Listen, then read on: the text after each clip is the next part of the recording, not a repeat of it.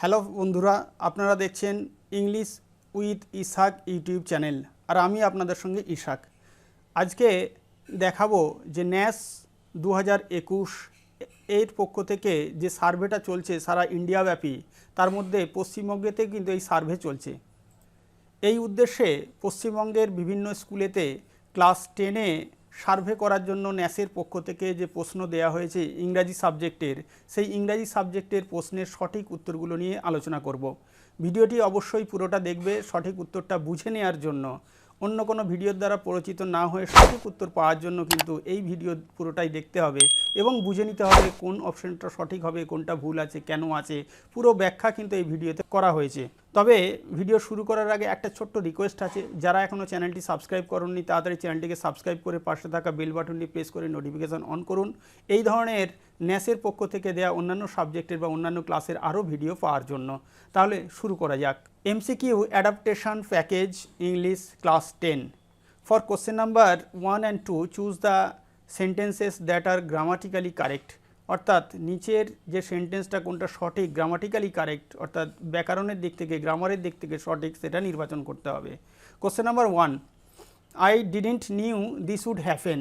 আমি জানতাম না যে এটা ঘটবে, কিন্তু এখানে গ্রামাটিক্যালের ভুল আছে। সেটা হলো ডিড আছে, ডিডের পরে ভার্বের প্রেজেন্ট ফর্ম হওয়ার কথা, কিন্তু এখানে পাস্ট ফর্ম আছে, ফলে সেটা সঠিক নয়। I hadn't knows this would happen, এখানেও আমরা ভুল দেখতে পাচ্ছি যে হ্যাডের পরে হচ্ছে হ্যাড নটের পরে এখানে ভার্বের থার্ড ফর্ম হওয়া উচিত, কিন্তু এখানে দেখতে পাচ্ছি ভার্বের প্রেজেন্ট ফর্মের সঙ্গে এস যোগ আছে, ফলে এটা হচ্ছে না। I did knew this would happen, আমি জানতাম এটা ঘটবে, এইটা কিন্তু ডিডে আছে, ডিডের পরে আবার ভার্বের সেকেন্ড ফর্ম ব্যবহার করা হয়েছে, ফলে এটা হচ্ছে না। তাহলে অপশান ডি রইল পড়ে, I didn't know this would happen, এটা কিন্তু সঠিক আছে। আমরা দেখতে পাচ্ছি ডিড নটের পরে ভার্বের প্রেজেন্ট ফর্ম আছে, তাহলে সঠিক অ্যান্সার এক্ষেত্রে হবে option D, I did not know this would happen. Question number 2, if you had called him he would come, যদি তুমি তাকে ডাকতে সে আসতো। If you would called him he would come, এটা হচ্ছে না। আচ্ছা, if you had called him he would have come, যদি তুমি তাকে ডাকতে সে তাহলে আসতো, এইটা কিন্তু অনেকটা সঠিক ছিল, কিন্তু একটা মিস্টেক হয়ে গেছে। এটা হচ্ছে একটা কন্ডিশনাল সেন্টেন্স। কন্ডিশনাল সেন্টেন্সে যদি কন্ডিশনটা বা ইফ ক্লজটা যদি শুরুতে থাকে, তাহলে সেই ক্লজের পরে কমা দিতে হয়। এখানে হিমের পরে কমা দেওয়ার দরকার ছিল, কিন্তু এখানে আমরা কমা দেখতে পাচ্ছি না, ফলে একটা গ্রামাটিক্যাল মিস্টেক কিন্তু হয়েই আছে। না হলে আমরা এটা উত্তর করতে পারতাম। এটা ছিল থার্ড কন্ডিশন। কন্ডিশনাল সেন্টেন্স যদি জানা না থাকে তাহলে আই বাটনে আমি লিঙ্ক দিয়ে দেবো বা বক্সে লিঙ্ক দেওয়া থাকবে, কন্ডিশনাল সেন্টেন্সের যে একটা ভিডিও দেওয়া থাকবে, সেটা কিন্তু পুরোপুরি দেখলে এই সেন্টেন্সটা ক্লিয়ার হয়ে যাবে। আচ্ছা, পরের অপশানটা দেখি, if you will be calling him he will have come, না এটা সঠিক হচ্ছে না। তাহলে এই চারটের মধ্যে সঠিক আমরা করব অপশান এতে। তার কারণ হচ্ছে এখানে আমরা দেখতে পাচ্ছি if you had called him, যদি তুমি তাকে ডাকতে হি উড কাম, তাহলে সে আসতো। এটা হচ্ছে মিক্সড কন্ডিশনালের উদাহরণ। Next question number 3 and 4 choose the right alternative. অর্থাৎ 3-4 দাগের কোশ্চেনের জন্য সঠিক বিকল্প বেছে নিতে হবে। A at the rate of V, in this expression A and B are two boxes. অর্থাৎ এই এক্সপ্রেশনে বলা হচ্ছে ধরে নিতে হবে এ একটা বক্স আর বি একটা বক্স, দুটো বাক্স। And at the rate of is a ball, আর এই অ্যাট দ্য রেট অফটা যেন বল, অর্থাৎ দুটো বাক্সের মাঝখানে একটা বল রাখা আছে। Then at the rate of appropriately represented by the word, তাহলে এই বলটাকে বোঝানোর জন্য আমরা কোন ওয়ার্ডটা ব্যবহার করব। আমরা জানি দুইয়ের মাঝখানে ব্যবহার করার জন্য আমরা বিটুইন ব্যবহার করি, আর অনেকের মাঝখানে ব্যবহারের জন্য আমরা অ্যামং ব্যবহার করি, কিন্তু এটা দুটো বক্স আছে, তাহলে দুটো বক্সের মাঝে ব্যবহারের জন্য আমরা সঠিক উত্তর করব অপশান বি, বিটুইন। এবার এক্স, এবার পাওয়ার আছে কিউ, তাহলে in this expression if x is a man, অর্থাৎ এই এক্সপ্রেশনে এক্সকে একজন লোক হিসাবে, ম্যান হিসাবে ধরে নিতে হবে। And Q is a street lamp, আর কিউটা হচ্ছে সেই লোকটির মাথার উপরে যেন একটা রাস্তার আলো রয়েছে। Then Q is appropriately presented by the word on, over, above, out, কোনটা সঠিক হবে। অর্থাৎ একজন মানুষ রাস্তায় দাঁড়িয়ে আছে, তার মাথার উপরে একটা স্ট্রিট লাইট আছে, ঠিক আছে, তাহলে সেটা কি হবে। এক্ষেত্রে আমরা জানি কোনো ভার্টিক্যাল, ঠিক আছে, কোনো ভার্টিক্যাল ডিস্টেন্স বোঝানোর জন্য আমরা ওভার ব্যবহার করি। ওভারের মধ্যে গতি থাকতে পারে, মোশন থাকতে পারে, আবার নাও পারে, মুভমেন্ট নাও হতে পারে, তাহলে এক্ষেত্রে সঠিক উত্তর হবে কিন্তু over. Next question number for question number 5, 6, 7, 8, 9, 10, 11 choose the correct alternative, সঠিক অল্টারনেটিভটা বেছে নাও। আফটার 6 মান্থ, 6 মাস পরেতে you can also speak English, তুমি ইংরাজি বলতে পারবে ড্যাশ মি, অর্থাৎ আমার মতোই। 6 মাস পরে তুমিও আমার মতো ইংরেজি বলতে পারবে। তাহলে কোনটা সঠিক উত্তর হবে দেখব। Around, about, without, like. তাহলে মতো ইংরাজি আমরা কি জানি? লাইক। অপশান ডি হচ্ছে correct answer. All the winners dash prize tomorrow, আগামীকাল সমস্ত বিজয়ীদেরকে পুরস্কৃত করা হবে। Will give, will be giving, will have given, will be given. হ্যাঁ, এক্ষেত্রে সঠিক উত্তর হবে অপশান ডি, সমস্ত বিজয়ীদের আগামীকাল পুরস্কৃত করা হবে। প্যাসিভ ভয়েসের সেন্টেন্সটা হবে, তাহলে অপশান ডিটা আমরা দেখছি প্যাসিভে আছে, সঠিক। বিফোর ইউ গেভ অ্যান্সার্স, তোমরা উত্তর দেওয়ার আগেই আওয়ার টিচার, আমাদের শিক্ষক মহাশয় ড্যাশ দেম টু আস, আমার শিক্ষক মহাশয় কিন্তু ওই উত্তরগুলো আমাদেরকে পাঠিয়ে দিয়েছিল। তাহলে এখানে দুটো ঘটনা দেখতে পাচ্ছি, অতীতের দুটো ঘটনা, একটা অ্যান্সার দেওয়া আর একটা টিচার উত্তরটা পাঠিয়ে দেওয়া। কোনটা আগে ঘটেছে? না, টিচার উত্তর দেওয়ার আগেই পাঠিয়ে দিয়েছে, অর্থাৎ টিচারের উত্তর পাঠানোটা আগে ঘটেছে। তাহলে এই সেন্টেন্সটা, এই অংশটা পাস্ট পারফেক্ট টেন্সে হওয়া উচিত। এক্ষেত্রে সঠিক তাহলে উত্তর হবে option A, had sent. Cut this apple dash that knife, ছুরি দিয়ে এই অ্যাপেলটি কাটো। এখানে শূন্যস্থানে হবে উইথ, বাই, ইনটু, ইন। ছুরি দিয়ে কাটার ক্ষেত্রে প্রিপোজিশন ব্যবহার হয় with. Next question number 9, do you always go to school dash foot, তুমি কি সর্বদা পায়ে হেঁটে স্কুলে যাও? তাহলে পায়ে হেঁটে ইংরাজি ফুটের আগে সঠিক উত্তর হবে option C, on foot. Next questions, elders should have been respected, should be respect, should respect, should be respected. অর্থাৎ এখানে বলতে চাওয়া হয়েছে এল্ডার্সরা অর্থাৎ বড়রা কি হবে, সিনিয়ররা সর্বদাই সম্মানিত হওয়া উচিত, অর্থাৎ সেন্টেন্সটা প্যাসিভে বলতে হবে। তাহলে এক্ষেত্রে সঠিক উত্তর হবে option D, should be respected. Next question number 11, have dash generally used with plurals, অর্থাৎ এখানে একটা ইনভার্টেড কমা একটা হবে, এটা মিসিং হয়েছে, যাই হোক। হ্যাভ এই ভার্বটা, এই ওয়ার্ডটা dash generally used with plural, সাধারণত প্লুরালের ক্ষেত্রে বা বহুবচনের ক্ষেত্রে ব্যবহার হয়। এক্ষেত্রে সঠিক উত্তর হবে ইজ, কারণ হচ্ছে হ্যাভটা এখানে একটা ওয়ার্ড হিসাবে ধরা হয়েছে, সাবজেক্ট এখানে। হ্যাঁ, for question number 12, 13 choose the correct alternative to complete the correlations, অর্থাৎ সঠিক বিকল্পটি এখানে বেছে নিতে হবে। 12 কোশ্চেন নাম্বার, গুজ থেকে হচ্ছে গ্যান্ডার, বীজ থেকে কি হবে? অর্থাৎ এখানে জেন্ডার চেঞ্জ করা হয়েছে, গুজ থেকে জেন্ডার চেঞ্জ করলে গ্যান্ডার হচ্ছে, বি এর জেন্ডার চেঞ্জ করলে সঠিক উত্তর হবে drone. Next question number 13, Lord, lady, RAM, dash, অর্থাৎ এখানেও জেন্ডার চেঞ্জ করা হয়েছে, লর্ডের জেন্ডার চেঞ্জ করলে লেডি হয়, তাহলে র্যামের জেন্ডার চেঞ্জ করলে কি হবে? সঠিক উত্তর হবে we. For question number 14, 15 and 16 choose the correct narration change of the given sentences, নিচের সেন্টেন্সগুলোর সঠিক ন্যারেশন চেঞ্জটা নির্বাচন করতে হবে। হি সেড টু মি, সে আমাকে বললো আই অ্যাম রেডি, আমি প্রস্তুত। তাহলে আমি যদি এটা বলি কি বলবো? সে আমাকে বলল যে সে প্রস্তুত ছিল। এখানে রিপোর্টিং ভার্ব দেখছি পাস্ট টেন্সে আছে, তাহলে রিপোর্টেড স্পিচের ভার্বটিও পাস্ট টেন্সে হওয়া উচিত এবং আইটা চেঞ্জ হয়ে গিয়ে হি হবে। তাহলে দেখব কোনটা সঠিক উত্তর।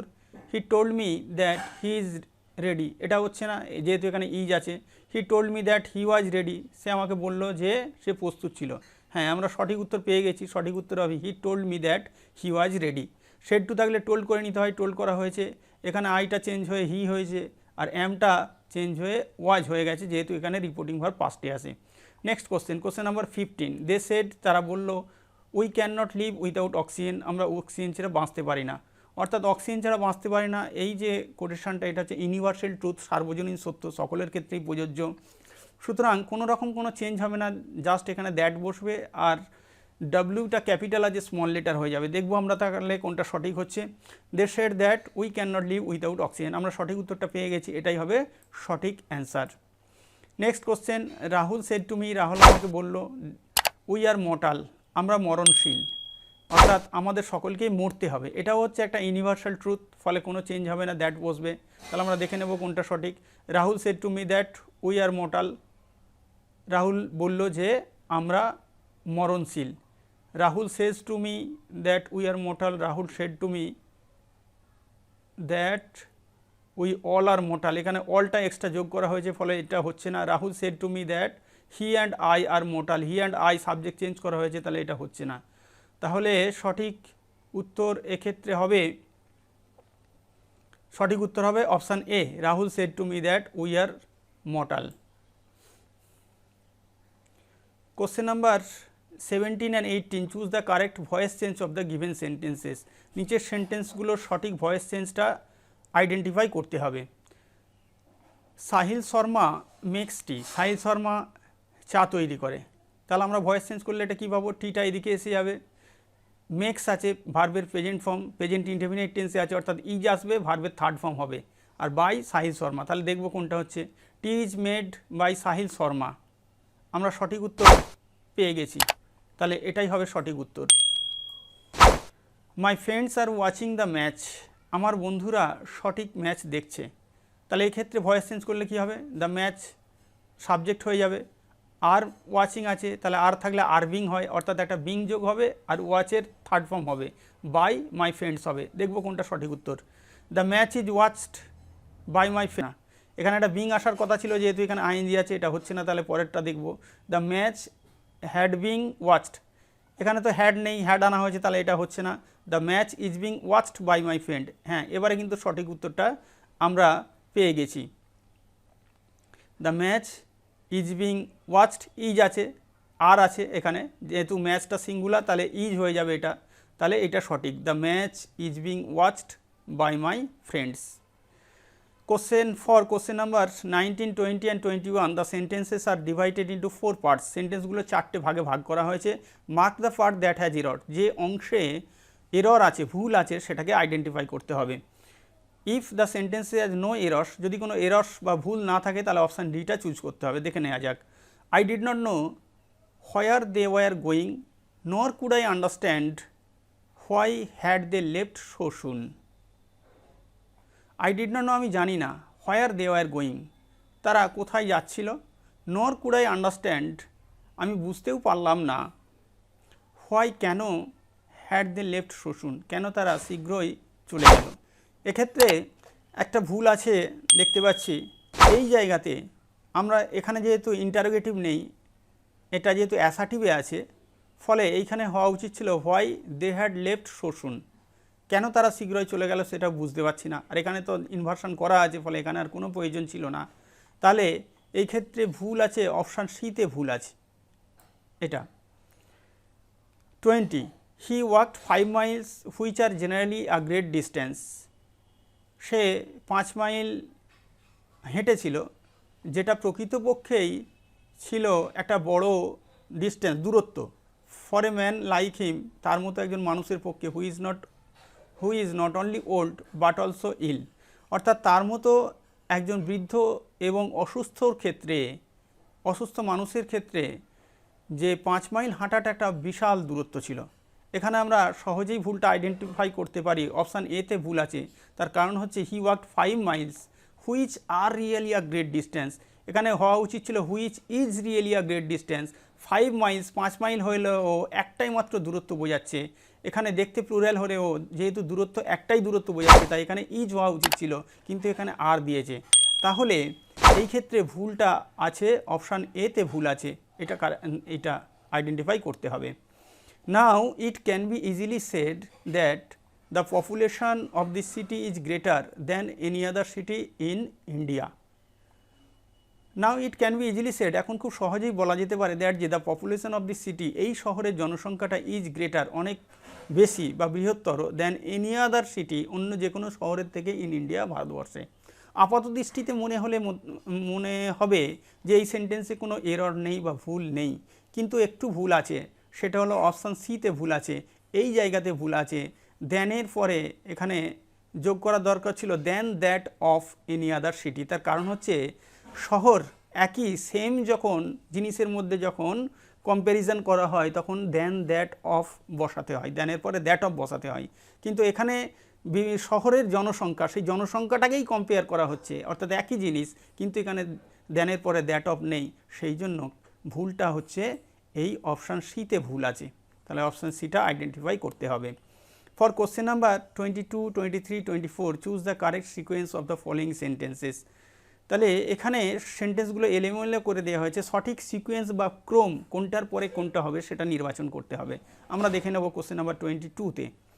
youngsters in the cities and the villages, the effect of the cinema on the school and college going is sometimes unhealthy.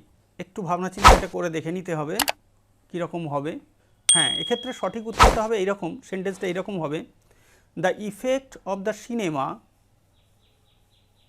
On the school and college going is sometimes unhealthy ইয়ংস্টার্স in the সিটিজ and the villages. অর্থাৎ সিনেমার যে bad ইফেক্টটা কাদের ওপর effect, না school এবং college going স্টুডেন্টদের ওপর, যারা যায় তাদের ওপর সামটাইমস কখনো কখনো অস্বাস্থ্যকর একটা প্রভাব ফেলে ইয়ংস্টারদের ওপর। তার ফলে কী হলে শহর এবং গ্রামেতে বেশ কিছু আনহেলদি ইয়ংস্টার্স তৈরি হয়ে থাকে। তাহলে এক্ষেত্রে আমরা সঠিক উত্তর কোন অপশানটা সঠিক দেখব? প্রথমে হচ্ছে কিউ দিয়ে শুরু হবে, দ্য ইফেক্ট। আচ্ছা, দুটোতে কিউ আছে, তাহলে এই দুটোর মধ্যে দেখতে হবে কোনটা। কিউ এর পরে আমাদের হতে যাচ্ছে আর, তাহলে কিউ এর পরে আর কোনটায় আছে? অপশান বিতে আমরা দেখতে পাচ্ছি, তবুও পুরোটা দেখে নেব। কিউ আর হলো, তারপরে এস থাকার কথা, এস আছে, তারপরে পি। হ্যাঁ, সঠিক উত্তর তাহলে হচ্ছে option B. Question number 23, not indeed in the sense that education has been universal. Our country has been a land of learning and the learned man has been held in higher esteem than the warrior or administrator, but in the sense that education has been universal. একটু ভেবে দেখে নিতে হবে কোনটার পরে কোনটা দিলে এটা সঠিক উত্তর হবে। হ্যাঁ, কারেক্ট উত্তর পেয়েছি। সেন্টেন্সটা ঠিক এইরকম হবে যে our country has been a land of learning, not indeed in the sense that the education has been universal. অর্থাৎ মানেটা এরকম, our country has been a land of learning, আমাদের দেশটা ল্যান্ড অফ লার্নিংয়ে পরিণত হয়েছে, একটা শিক্ষার জগতে পরিণত হয়েছে। Not indeed in the sense, এই অর্থে নয় যে the education has been universal, এডুকেশনটা সার্বজনীন হয়েছে, বাট ইন দ্য সেন্স, বরং এই অর্থে দ্যাট যে এডুকেশন হ্যাজ বিন ইউনিভার্সাল, যে এডুকেশন সার্বজনীন হয়েছে, and the learned man has been held in higher esteem, এবং লার্নেড ম্যান এবং পণ্ডিত ব্যক্তিদের, শিক্ষিত ব্যক্তিদেরকে উচ্চ তারা সম্মান পাচ্ছে then the warrior or administrator, যোদ্ধা অথবা অ্যাডমিনিস্ট্রেটর যারা দেশ শাসন করে তাদের থেকে। তাহলে সঠিক উত্তর আমরা সিকোয়েন্সটা কীরকম হলো? Our country has been a land of learning, এটা অর্থাৎ কিউ দিয়ে শুরু হবে। দেখি আমরা কোনটা কিউ দিয়ে শুরু হয়েছে, আমরা দেখতে পাচ্ছি দুটো কিউ দিয়ে, অপশান এ আর সিতে কিউ দিয়ে শুরু হয়েছে। তারপর একটা আমরা দেখে নেব, our country has been A land of learning not indeed in the sense, অর্থাৎ কিউ এর পরে পি হবে। কিউ এর পরে পি কোনটাতে আছে? হ্যাঁ, আমরা এটাতে দেখতে পাচ্ছি। পরের সিকোয়েন্সটাও দেখব, নট ইন দ্য, আচ্ছা পি হলো, তারপর বাট ইন দ্য, এস থাকবে, এস আছে, তারপরে আর আছে। হ্যাঁ, এটা হচ্ছে অপশান সিটা হচ্ছে correct. Next question number 24, to protect vegetables from cold in view of the prevailing weather conditions farmers to smoke their fields during the night, agricultural experts have advise. হ্যাঁ, সেন্টেন্সটা ঠিক এইরকম তাহলে হবে, in view of the prevailing weather conditions, বর্তমান আবহাওয়ার পরিস্থিতির কথা মাথায় রেখে কি করতে হবে? Agricultural experts have advised farmers, agricultural যে কৃষি বিশেষজ্ঞরা চাষিদেরকে উপদেশ দিয়েছে, টু স্মোক দেয়ার ফিল্ডস, তাদের যে মাঠগুলোতে ধোঁয়া দিতে, ডিউরিং দ্য নাইট, রাত্রিবেলায়, two protect vegetables from cold, এই শাকসবজিকে ঠান্ডা থেকে রক্ষা করার জন্য। তাহলে প্রথমে শুরু হলো কিউ দিয়ে, তারপরে আমরা দেখলাম কিউ এর পরে কিউ দিয়ে কোনটা শুরু হচ্ছে, তাহলে কিউ দিয়ে বি এরটা শুরু হচ্ছে, তবুও পরবর্তী সিকোয়েন্সটা ঠিক আছে কিনা দেখে নেব। In view of the prevailing weather conditions agriculture, অর্থাৎ এস হবে, কিউ এর পরে এস হলো, তারপর হবে আর, আর হলো, তারপর পি। হ্যাঁ, সঠিক উত্তর একেবারে অপশান বি হলো সঠিক উত্তর। রিড দ্য ফলোয়িং টেক্সট, নিচের টেক্সটটা পড়ো। Sheetal never fail to go to school, Sheetal স্কুলে যেতে কখনো ব্যর্থ হয়নি। সি লাভ টু স্টাডি, সে পড়াশোনা করতে খুব ভালোবাসে, and be with her friends, এবং তার বন্ধুদের সঙ্গে থাকতেও পছন্দ করে। Neela and Kim were her two friends, Neela এবং কিম ছিল তার দুই বন্ধু। উইথ হুম, যাদের সঙ্গে সি প্লেড, সে খেলাধুলা করতো। She was a decently behaved girl, আর সে ছিল, অর্থাৎ শীতল, এখানে সি বলতে শীতলকে বোঝানো হয়েছে, সে ছিল খুবই শালীনতাপূর্ণ আচরণ বিশিষ্ট একজন মেয়ে। তাহলে সে প্যাসেজটা আমরা দেখলাম। এবার আমরা এই ছকটা দেখে নিতে হবে কি বলছে। Now answer question number 25, 26, 27, 28 by studying the pie chart. এই পাই চার্টটা, এই প্যাসেজটাকে মাথায় রেখে এই পাই চার্টটা তৈরি হয়েছে। এই পাই চার্টটা দেখে আমাদের সঠিক উত্তর নির্বাচন করতে হবে। Which number represents the main verb, এখানে যে 4টে নাম্বার দেওয়া আছে 1 2 3 4, কোন নাম্বারটা মেন ভার্বকে নির্দেশ করছে? তাহলে আমরা এখানে দেখে নেব যে মেন ভার্ব এখানে কটা আছে। এখানে দেখতে পাচ্ছি 1 2 3 4টে সেন্টেন্স আছে। তাহলে 4টে সেন্টেন্স মানে আমরা 4টে মেন ভার্ব পাচ্ছি। তাহলে এক্ষেত্রে সঠিক উত্তর হবে মেন ভার্ব এর সংখ্যা হচ্ছে নিশ্চয়ই 4 হবে, তাহলে অপশান ডি হলো। এখানে মেন ভার্ব হচ্ছে ফেল্ড একটা মেন ভার্ব, তারপরে লাভড একটা main verb, Neela and Kim were একটা মেন ভার্ব, সি এরপরে ওয়াজ আছে এখানে, এটা হলো মেন ভার্ব। তাহলে 4টে পেলাম, তাহলে সংখ্যা হবে 4। নেক্সট কোশ্চেন আমরা দেখব হুইচ নাম্বার রিপ্রেজেন্টস অ্যাডজেক্টিভ, কোন নাম্বারটা অ্যাডজেক্টিভের সংখ্যাকে নির্দেশ করছে। আমরা তাহলে দেখব এখানে এই প্যাসেজে কটা অ্যাডজেক্টিভ আছে। প্রথম সেন্টেন্সে আমরা কোনো অ্যাডজেক্টিভ খুঁজে পাচ্ছি না। দ্বিতীয় সেন্টেন্সে এখানেও কিন্তু আমরা কোনো অ্যাডজেক্টিভ পেলাম না। তৃতীয় সেন্টেন্সে Kim Neela and Kim were her two friends, এখানেও কোনো আচ্ছা উইথ হোম সি প্লেড, এখানেও কোনো অ্যাডজেক্টিভ নেই। She was a decently behave girl, এই সেন্টেন্সে একমাত্র অ্যাডজেক্টিভ হচ্ছে বিহেভড। কেমন গার্ল না বিহেভড, ঠিক আছে। তাহলে একটা, তাহলে সঠিক উত্তর কী হবে? হুইচ নাম্বার রিপ্রেজেন্টস অ্যাডজেক্টিভ, সঠিক অ্যান্সার হবে অপশান এ। নেক্সট বলা হয়েছে 27 which number represents proper noun, কোন নাম্বারটা প্রপার নাউনকে নির্দেশ করছে। তাহলে কটা প্রপার নাউন আছে আমাদের দেখে নিতে হবে। শীতল হলো একটা প্রপার নাউন, একটা মেয়ের নাম, আর এখানে দুটো নাম দেখতে পাচ্ছি নীলা অ্যান্ড কিম, এটা দুটো মেয়ের নাম, তাহলে মোট 3টে পাচ্ছি প্রপার নাউন। তাহলে সঠিক অ্যান্সারটা হবে প্রপার নাউনের সংখ্যা হবে এখানে অপশান সি, অর্থাৎ 3টা উত্তর হবে। এরপর বলছে 28 হুইচ নাম্বার রিপ্রেজেন্টস অ্যাডভার্ব, কোন সংখ্যাটা অ্যাডভার্বকে নির্দেশ করছে। তাহলে আমাদের অ্যাডভার্ব খুঁজে বার করতে হবে, দেখতে হবে কোথায় অ্যাডভার্ব আছে। ফার্স্ট সেন্টেন্স হচ্ছে শীতল never fail to go to school, শীতল কখনোই ব্যর্থ হয়নি স্কুলে যেতে। তাহলে নেভারটা হলো এখানে, নেভারটা হলো এখানে অ্যাডভার্ব, তাহলে একটা অ্যাডভার্ব পেলাম। পরের সেন্টেন্স দেখবো আছে কি না। She love to study and be with her friends, না এখানে কোনো অ্যাডভার্ব নেই। Neela and Kim are her two friends with whom she played, এখানেও কোনো অ্যাডভার্ব নেই। She was a decently behaved girl, এখানে কিন্তু একটা অ্যাডভার্ব আছে, এই ডিসেন্টলিটা হলো অ্যাডভার্ব, ঠিক আছে। না কেমন বিহেভ করে, ডিসেন্টলি বিহেভড, অ্যাডজেক্টিভ সম্পর্কে বলছে, তাই ডিসেন্টলিটা হলো অ্যাডভার্ব, অর্থাৎ দুটো অ্যাডভার্ব পেলাম, নেভার ডিসেন্টলি। তাহলে আমরা চলে যাব কোশ্চেনে, হুইচ নাম্বার রিপ্রেজেন্ট অ্যাডভার্ব, তাহলে সঠিক উত্তর হবে option B 2। Question number 29 Shabnam has used word countersigned at the end of her writing. তো শবনম একটা রাইটিং লিখেছে, তার নিচে কাউন্টারসাইন্ড কথাটা ব্যবহার করেছে, ওয়ার্ডটি ব্যবহার করেছে। হোয়াট হ্যাজ সি রিটেন, তাহলে সে কী লিখেছে। আমরা জানি আমরা যখন নোটিশ লিখি তখন যদি স্কুলের কোনো নোটিশ হয় তাহলে সেক্ষেত্রে কাউন্টারসাইন্ড করাতে হয় HM-কে দিয়ে বা প্রধানাধিকারীকে দিয়ে কাউন্টারসাইন্ড করাতে হয়। তাহলে এক্ষেত্রে সঠিক উত্তর হবে option C, notice. Next question number 30 Pramod used many linkers in his writings, Pramod তার রাইটিংয়েতে অনেক লিঙ্কার বা সংযোগকারী অব্যয় ব্যবহার করেছে। মোস্ট প্রবাবলি, খুব সম্ভবত হি হ্যাজ রিটেন, সে লিখেছে এ ড্যাশ, কী লিখেছে। আমরা জানি আমরা যখন কোনো প্রসেস লিখি, যেমন ম্যাঙ্গো পিকল কীভাবে তৈরি করতে হয়, কীভাবে অরেঞ্জ জুস তৈরি করতে হয়, এই ধরনের প্রসেসের ক্ষেত্রে কিন্তু আমরা প্রচুর পরিমাণে লিঙ্কার ব্যবহার করি। At first, then, thereafter, after this, এইসব যে লিঙ্কারগুলো ব্যবহার করি। তাহলে এক্ষেত্রে সঠিক উত্তর হবে অপশান এ, প্রসেস।